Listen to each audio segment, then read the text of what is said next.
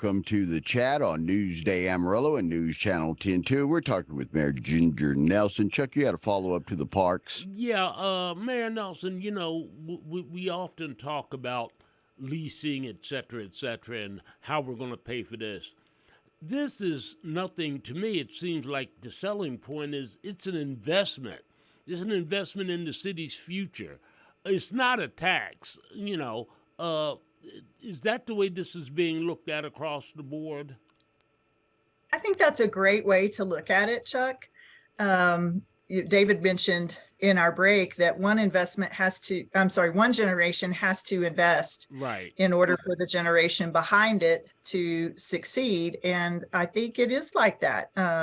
Whether you're looking at economic benefit back to business owners and individual families that own those businesses, or you're looking at it more citywide on a reduction in crime through youth sports programs. So and even our gun violence statistics, more than half of our the people that commit those crimes are males under age 25. And all of our data shows that what we need are more services to wrap around them, like youth sports and adults who would get in their lives and invest in them to keep them out of trouble. So it is an investment. Very important. Well, to switch gears here just a little bit, animal welfare, if I can speak on this Friday, is something that's been in the news a lot for our city. And you guys have an update to give us. Is that correct? Yeah, we had an update this week at City Council. Councilman Eddie Sauer serves on our Animal Management and Welfare Advisory Board and brought some statistics that I thought citizens would think were interesting. Not necessarily good, but something we need to be aware of. And that is that we took in 8,914 animals at the shelter in last year in 2022.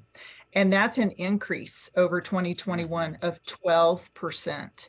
So we are trending in the wrong direction for stray animals and abandoned animals in our city. That number matches the same number that the city of Austin has. And they're 3 times bigger than us. They're about 1 million people.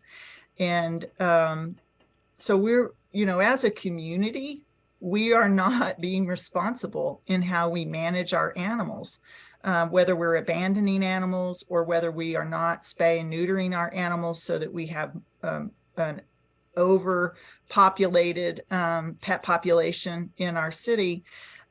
We've really got to continue to work on that. Now, what has the city done to address that? Well, first of all, we formed a partnership with Texas Tech and their new veterinary school. And we already have students performing surgeries in the new surgical center that the city built in the last couple of years at our animal shelter.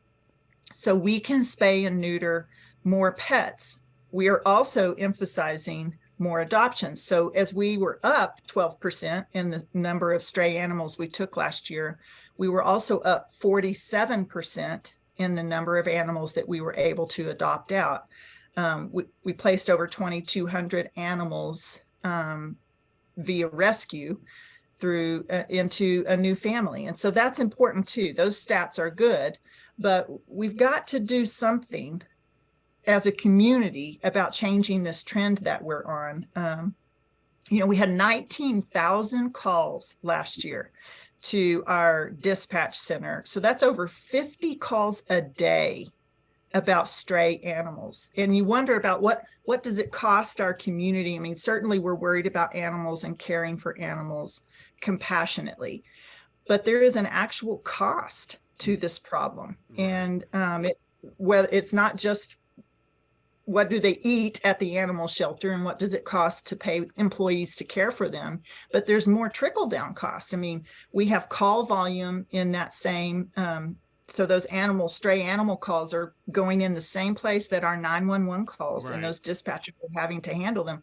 Over 50 calls a day are about stray animals. So, what would I ask from citizens? I would ask, if you're getting a new pet in your home, adopt a pet. If you have a pet, please spay or neuter your pet. Let's try to control our pet population. And I will just say that's being a responsible pet owner, and it's being a responsible citizen. Mayor, I know in some communities they've put in ordinances for even types of breeds you can have and different things like that.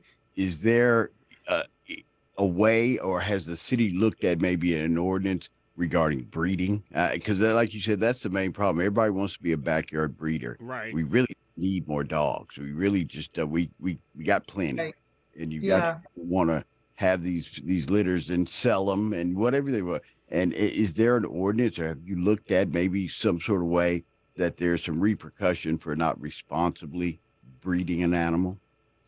Yeah, we have had those conversations, and it's difficult to enforce. Yeah.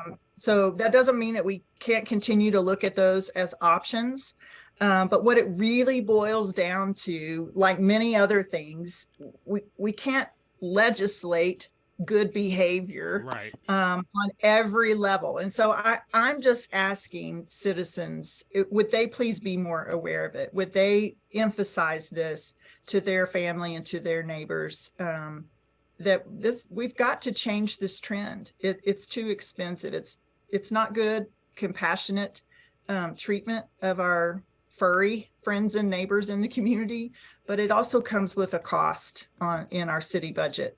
Yeah. And one thing that this council, or these different terms of the council have done, is when problems come up, or you need to address something that's lacking, you haven't skirted it. You've gone into it. There was a time when there was a big uproar about things going on at Amarillo Management and Welfare. From that point, when there was a big issue, I think it was an animal, what they call it, number 9 or something, gotten put down, that was nursing or was going to have puppies. Have you seen the transition of that department since then? Have you seen the improvements yourself? Yes, I have. And I think we've had 3 different directors in the 6 years that I've been mayor. And so there has been a lot of change over there. Victoria Medley is our current director, and she's been there just over 2 years, I think, and doing a fantastic job, because Victoria is good at leadership. And so even though she didn't have experience in shelter experience, she has tremendous leadership experience because she ran our municipal court for so many years. So once we got a team leader over there who could then hire people who understood about shelter operations, and she's worked so hard to understand that too, we're seeing stability in that animal management and welfare team.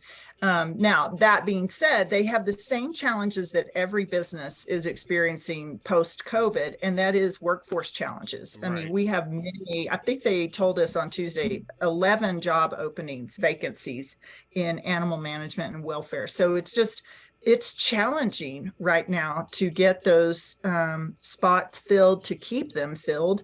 And if you're a business owner who hires people to work in your business, you empathize with us. But I do want to give a shout out to Victoria Medley and to her team for the work that they do every single day to take care of animals in our community and to serve our community by keeping animals off the street and keeping people safe. There were 2 terrible headlines yesterday about stray animals causing, death by these, one in Houston and one in Tucumcari. Yeah. And so, what they do is very important in our community. You hear people from out of town say all the time, like, Amarillo has the most stray dogs I've ever seen. I've heard people comment on, like, really?